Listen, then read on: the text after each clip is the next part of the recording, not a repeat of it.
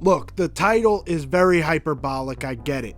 But that is exactly what my thoughts were walking out of the stadium last night when Aaron Boone makes the worst managerial decision I think I've seen in a minute. Because what are you doing? Domingo Germán is giving you a gem.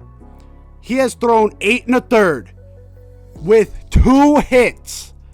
2! And you pulled him for Clay Holmes, who has been inconsistent at best. Look, is that partially on Brian Cashman and the fact that we needed more relief pitching? Yes. Is this also a matter of injuries based on the fact that we don't have anyone else to close almost? Yes. But that does not excuse the fact that Domingo Germán was having a special night. This night was not a normal Domingo Germán night. He had everything going. I couldn't tell you exactly everything that was going on. I was in the bleachers. But from the looks of it, he had every pitch working. No matter what he threw, the Guardian hitters could not catch up to him. Yet, your response to a hit by Steven Kwan, who is a .330 hitter and, is one of the best contact hitters in baseball, is to pull him because he gave up a hit to him? It's fucking ridiculous. Then bringing in Clay Holmes. Clay Holmes does deserve a lot of blame here. He has been off ever since the second half of the season started, and I was there the first time he blew a save. I left early when they were leading for personal reasons. I was on the train and I didn't have service. Once I got service again, I saw we lost. And then I looked at it and it was Clay Holmes fucking up. Ever since then, he has been terrible. Terrible. His sinker is the most 50-50 pitch of all time. It's either one of the best pitches that you've ever seen that gives you the greatest break and makes hitters look fucking stupid, or it's one of the worst pitches that basically hits a batter, or it's an automatic take. He is not the type of guy you want closing out a game. So is that fully on Boone? Not really, but it was on him to bring him in a situation where Domingo Germán looked like the ace of this team. And that's not shade towards Garrett Cole. We'll get to the game that happened today when we start talking on a higher note. But what happened there was incompetence. Incompetence by Aaron Boone. And I saw a lot of people in the stands. Once Aaron Boone came out, everyone was looking at each other. They were saying, you better not be pulling him. You better not be pulling him. Why are they pulling him? He's had such a good game. And then he points the finger, and there was like a collective groan from the stadium. Because we knew what was about to happen. Because you had to rely on the fact that Clay Holmes was going to have it. And he didn't. The one guy I feel bad for in that entire situation is freaking Wandy Peralta. Because god damn it, he did not deserve to come in with first and second, 1 out, needing to save the game. He was thrown into the fire. Out of the frying pan into the fire. This is one of the worst situations a guy could come into. Not the worst. I've told you guys about the worst countless times. It was Clark Schmidt, 2020, bases loaded, no outs in your debut. That is the worst situation you could possibly come into. But this is not far behind. Because we're on at that point a 2-game losing streak. Or a 3-game losing streak at that point. We're trying to avoid staying in last place in the AL East and trying to stay in this race, because for anyone saying it's just early, it's early. It's still early. We're fine. Look, you're going to be sad once you see in August we're still 8 back of Tampa. These games matter just as much as the September games matter. Look, I'm all for if a player's struggling, saying it's early, right? If there's players that aren't performing to their level, yes, it is early. The weather hasn't warmed up. Things can change at that point. But for a team, things got to change quickly. And last night was the night to galvanize this team. And Aaron Boone fucked it. Now that I got that off my chest, let's talk about tonight. Why don't we? I mean, there was not much else in that game yesterday I could recall other than Trevino hitting a missile out of the stadium. That was very fun. But other than that, there wasn't much offense on both sides except for that ninth inning. And in the bottom half of the ninth, I can't really blame the offense for not showing up because it was a collective, basically like air out of the stadium. No one really wanted to be there anymore after we gave up those 3 runs. So let's talk about tonight, shall we? Tonight was a good night at the end, but it started off very stressful. Garrett Cole, to me, has been the best pitcher in baseball, and part of that is because he's able to work through trouble better than he's ever been able to before. Today, he was put into countless situations where he could have folded.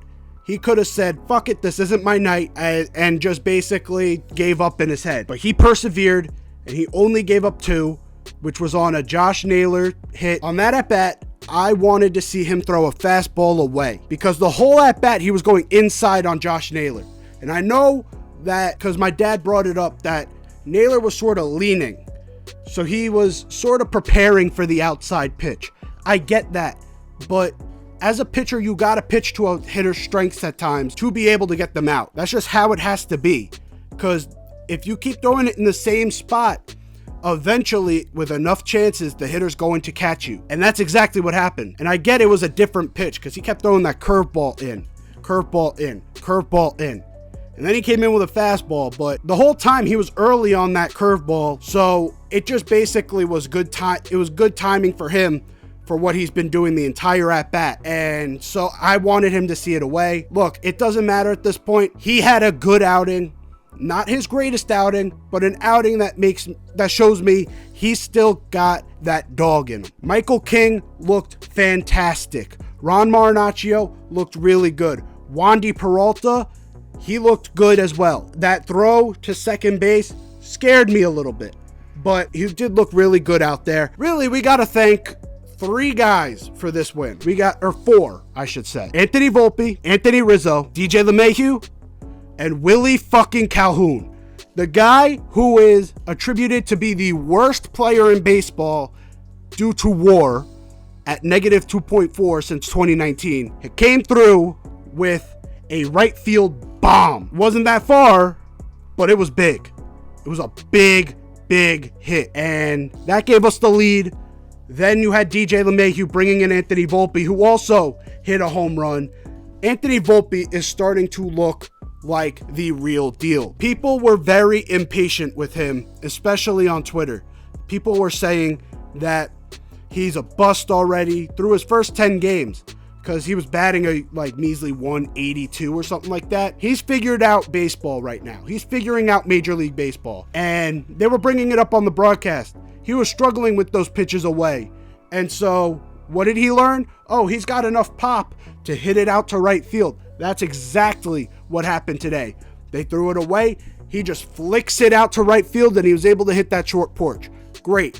What happens when they throw it in to sort of counter that? Well, then he counters by just pulling a line drive out to left field. He's learning how to hit.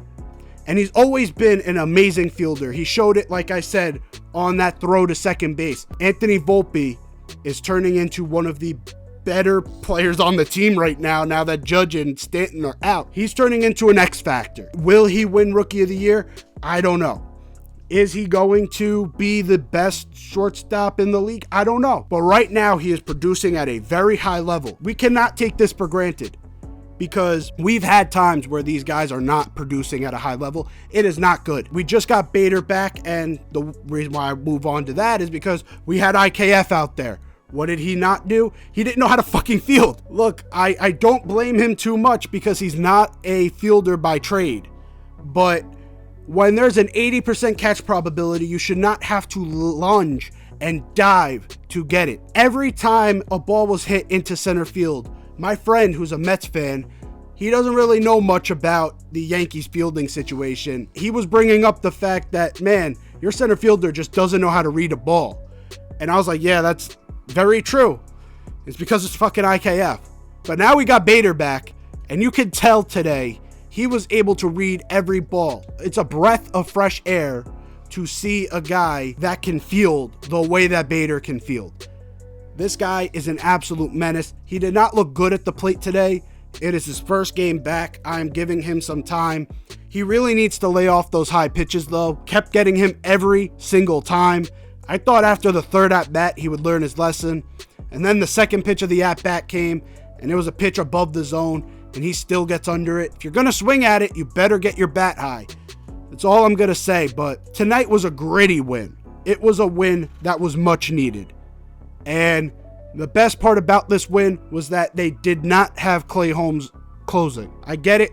There's a chance that it was just because he pitched yesterday and they don't like doing back-to-backs too much. If Clay Holmes was that guy, they would have had him closing. We needed this win. But they're starting to realize he's not that guy. Michael King looking like the old Michael King. The Michael King that was pre-injury that really led this bullpen to success. We needed that. We need this in that bullpen. Now that Loizica is basically out until August, he might be done for the year. You have Trevino out for the year.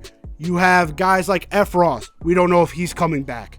These guys that were vital in the bullpen or were presumed to be vital for the bullpen are now out. So now a guy coming off of injury has a lot on his shoulders. And Michael King is definitely stepping up to the plate and giving us that performance. Look, I just needed to get a lot of thoughts off of my chest. I think Aaron Boone should definitely realize that his seat might be hot. His seat might be very hot. Because if we get another exit of the postseason that is very unceremonious like the last one, where we get swept by Houston and it's not even competitive, his job is very much on the line. And nothing says it like that game last night. That was absolutely atrocious. And now I think he needs to start looking over his shoulder. But anyways, guys, the Yankees are above 500 right now. So we got to enjoy that for as long as it lasts. We're going to go back to our winning ways by winning the series tomorrow, hopefully. So I hope you enjoyed this video. If you did, leave a like down below. If you're new here, hit that sub button. Watch one of these videos that pops up. And I'll see you guys next time, and peace.